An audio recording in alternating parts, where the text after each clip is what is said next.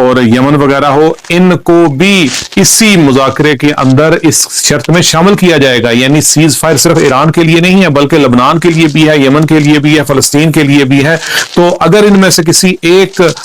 بھی شرط کی یعنی سیز فائر ان ملکوں کے ساتھ بھی اس کی اگر وہ اس کی خلاف ورزی کی گئی تو اس کو نقض سمجھا جائے گا، اس کو مذاکرات کا وہ یعنی مذاکرات سمجھے ہی نہیں جائیں گے. اس لیے اسرائیل نے تھوڑی سی کوشش بھی کی، لیکن جب انہوں نے سمجھایا تو اس وقت تھوڑی سی انہیں سمجھ آ گئی. واللہ اب پتہ نہیں آخر میں وہ شیطان بزرگ کرتا کیا ہے. لیکن الحمدللہ ایک دو چیزیں تو ہمیں اس میں نظر آئیں اس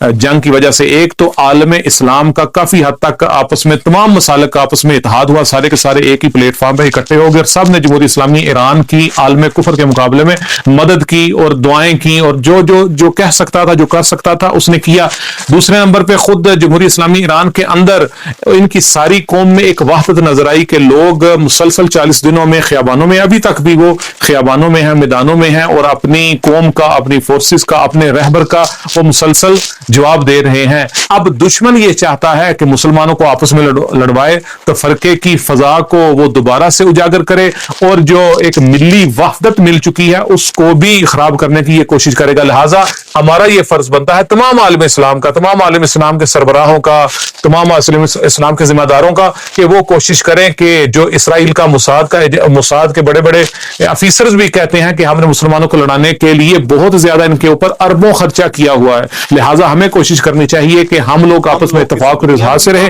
اگر یہ دشمن اپنی شروط کے اوپر یا جو مذاکرات کر رہا ہے، سیز فائر کر رہا ہے، اس نے اس کی خلاف ورزی کی تو اس کو کئی گنا زیادہ جواب دیا جائے گا اور انشاءاللہ تعالی اسرائیل کا نجس وجود بھی ہمارے اس خطے سے ختم ہو جائے گا.